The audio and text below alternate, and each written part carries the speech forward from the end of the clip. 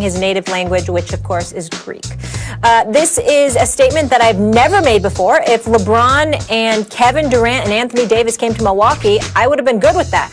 I'm not interested if I'm at the top, second, or third name, okay? I'm 25. I want to win because when I retire, that's what people will remember. And if I got LeBron, KD, Davis, if all those come, I wouldn't mind at all. I don't care if I'm the top player on the team. Giannis can become an unrestricted free agent after this season. Stephen A., can you see Giannis staying with the Bucks? Because that quote makes it seem like that's what he intends on doing. I can see him staying with the Bucks if indeed they would have ended up in the finals. Because I think that he'd realize that he's got a legitimate shot to win it all. And I think that's how he views it. Getting to the conference finals might be an accomplishment, but in the same breath, when you consider the questions that we've had about the Eastern Conference historically, it was a foregone conclusion that whoever came out of the East was going to lose to the powers in the West, whoever that team may be, whether it be Golden State or in last year's case, the Los Angeles Lakers. That's just how you view it. Toronto was an aberration because KD obviously got hurt and Klay Thompson went down in Game 6 despite having 30 in the third quarter. But when you look at the Milwaukee Bucks right now, if you're Giannis, if Middleton shows up and be that bona fide number 2 or number 3 now that Drew Holiday is there, a career 45% shooter from the field, the 35+% shooter from three-point range, and considered one of the best two-way players and one of the elite defenders this game that exists in this game today. When you look at it from that perspective, there's really not much of an excuse for Milwaukee not to come out of the East, especially if James Harden doesn't end up in Brooklyn and join Kyrie and KD. So again, if they got to the finals, then I think Giannis ends up staying in Milwaukee, because when you come from Greece and when you know his background and you consider the profile, Max, that has been done on him and how poor his family was and some of the trials and tribulations that they endured, he's overcome an awful lot. And you know, when you come from a different nation and you come to this country, we might sit here and look at meaning Los Angeles, being significantly different than Milwaukee, et cetera, et cetera. But when you come from where he comes from, Milwaukee's damn near Southern California. So you know what? You don't particularly mind. Yeah. And as a result of that, I think that the way they've treated him, the way they've embraced him, the way he has performed for them, I think under ideal circumstances, he'd love to stay in Milwaukee. But they've got to win, and I think they've got to come out of the East in order to keep him in Milwaukee long term. First of all, Giannis' statement, Giannis is that dude. A back-to-back MVP talking about, I could be the 4th best player on the team. I'm trying to win championships. That's what people remember. He's absolutely right. He wants it to be in Milwaukee. I'm going to address what you just said. He's not going to stay in Milwaukee. And the reason he's not going to stay in Milwaukee was because there's a tide in the affairs of men, Stephen A., which, taken at the flood, lead on to great fortune, right? The Milwaukee Bucks ownership, those 3 investor guys who own the Milwaukee Bucks, decided to let Malcolm Brogdon walk out the door instead of paying like an enormous luxury tax bill by giving him a contract maybe he didn't deserve. The problem is this.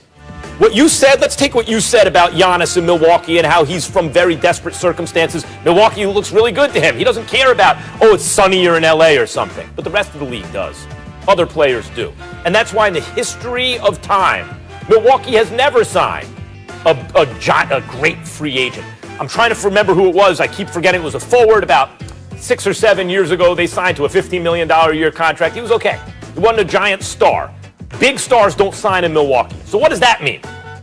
If Giannis' number 1 thing is I'm trying to win a championship or championships, and his number 2 thing is I want to do it in Milwaukee, but the priority is championships. Once you don't sign Brogdon, you have fewer things to trade to bring in great players. So, for example, they pulled off the trade for Drew Holiday. It's a great addition.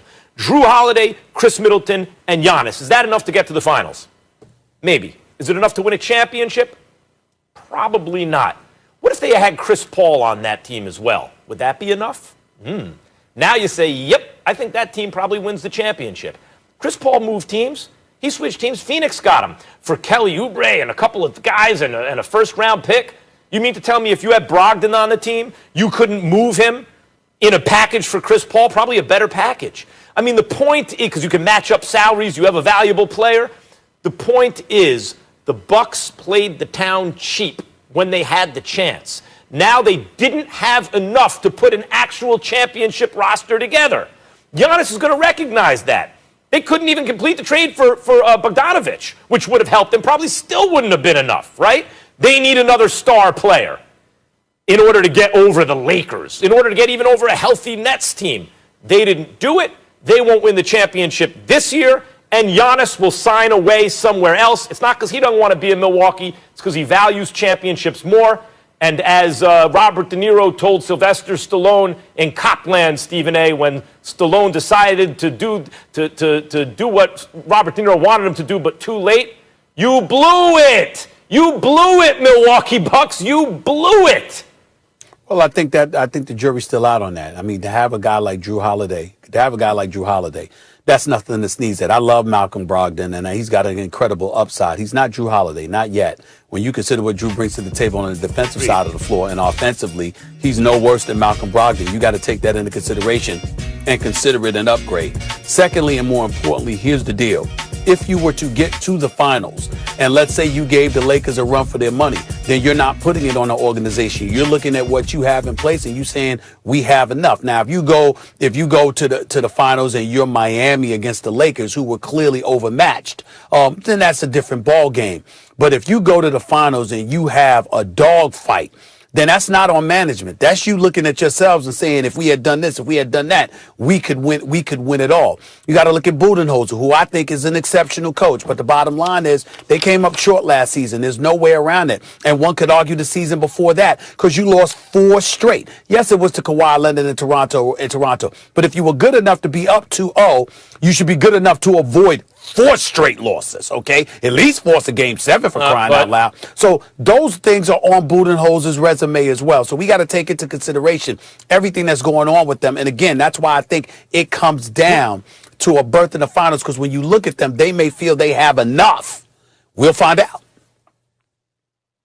Budenholzer is legitimate criticism because with the Hawks, 60 wins, and then they fall in the playoffs. And now with Milwaukee at a bunch of wins and a superstar, they fall in the playoffs. But Stephen A., when there's a team like the Lakers out there with 2 MVP players and you got one or 2 other All-Stars isn't enough. You better load up. I'm not saying Brogdon or Drew Holiday. I'm saying Brogdon and Drew Holiday. And now you can flip Brogdon maybe in a deal for CP3. And then you have Middleton and CP3 and Drew Holiday and Giannis. Now you win a championship. Just the pause. Gangster out there. Like, it is hard to win a championship. And if Milwaukee wants to keep their guy who puts championships above all things, they had to put the team around him. They put a competitive team around him, not a championship team. Well, if he were in Miami, you got the Greek Freak with Bam Adebayo and obviously Jimmy Butler. The Greek Freak with Drew Holiday and Middleton, with Middleton averaging 20 a game and doing what he's supposed to do, is nothing to sneeze at either. It's really about Middleton. What's he going to do? We're about to find out. I'm not sneezing, but we ain't throwing any parades either. Let's be honest. Unfortunately, we got to run, fellas, because I got a lot of other stuff to discuss with you, like the NFL. When we come back here on First Take, Mike Tomlin calls the Steelers a junior varsity squad after their win against Baltimore, but find out why you should be more confident about them finishing a perfect 6